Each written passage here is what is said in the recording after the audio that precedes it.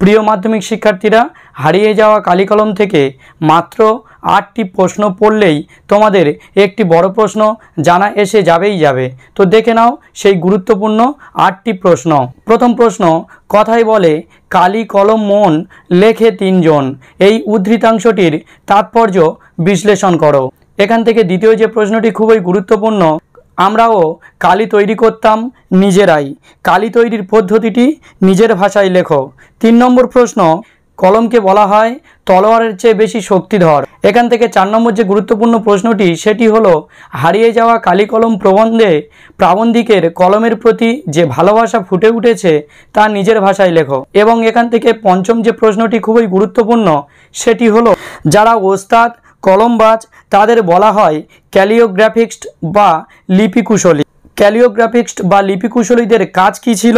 এই প্রবন্ধে লিপিকুশলী বা ক্যালিওগ্রাফিস্টদের সম্পর্কে আমরা কি জানতে পারি তা সংক্ষেপে আলোচনা করো। এবং এই প্রশ্নটি ঘুরিয়ে বলতে পারে যে মোগল দরবারে তাদের কত না খাতির কত না সম্মান। এখানে কাদের খাতিরের কথা বলা হয়েছে, তাদের খাতি ও সম্মানের পরিচয় দাও। এই প্রশ্নটিও এই বছরের জন্য খুবই গুরুত্বপূর্ণ। এবং এখান থেকে ষষ্ঠ যে প্রশ্নটি খুবই গুরুত্বপূর্ণ সেটি হলো আশ্চর্য সবই আজ অবলুপ্তির পথে। কোন জিনিস আজ অবলুপ্তির পথে? অবলুপ্তির কারণ কি?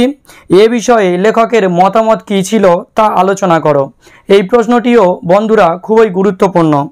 এবং এখান থেকে সপ্তম যে প্রশ্নটি খুবই গুরুত্বপূর্ণ সেটি হলো এককালে বাংলায় তাকে বলা হতো ঝর্ণা কলম, তাকে বলতে কাকে বোঝানো হয়েছে? ঝর্ণা কলমের ইতিহাস সংক্ষেপে আলোচনা করো। এই প্রশ্নটি আবার ঘুরিয়ে বলতে পারে যে জন্ম নিল ফাউন্টেন পেন। ফাউন্টেন পেনের স্রষ্টাকে? বাংলায় কে এই পেনের প্রথম নামকরণ করেছিলেন? ফাউন্টেন পেনের জন্ম কিভাবে হয়েছিল তা আলোচনা করো।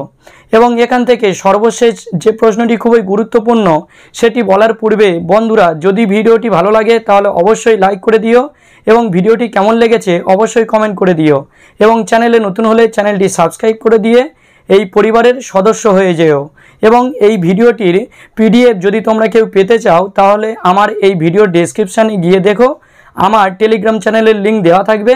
সেই টেলিগ্রাম চ্যানেলে গেলে তোমরা এই ভিডিওর পিডিএফটি পেয়ে যাবে। এবং এখান থেকে সর্বশেষ প্রশ্নটি বন্ধুরা তোমরা একটু দেখে নাও, দোয়াত যে কত রকমের হতো তা না দেখলে বিশ্বাস হতো না। হারিয়ে যাওয়া কালি কলম প্রবন্ধে লেখক কালি ও দোয়াতের যে বৈচিত্র্যের কথা বর্ণনা করেছেন তা নিজের ভাষায় লেখো। তো বন্ধুরা, এই 8টি প্রশ্ন পড়লে তোমরা হারিয়ে যাওয়া কালি কলম থেকে অবশ্যই একটি 5 নম্বরের প্রশ্ন জানা পাবে, এটা আমি আশা রাখছি।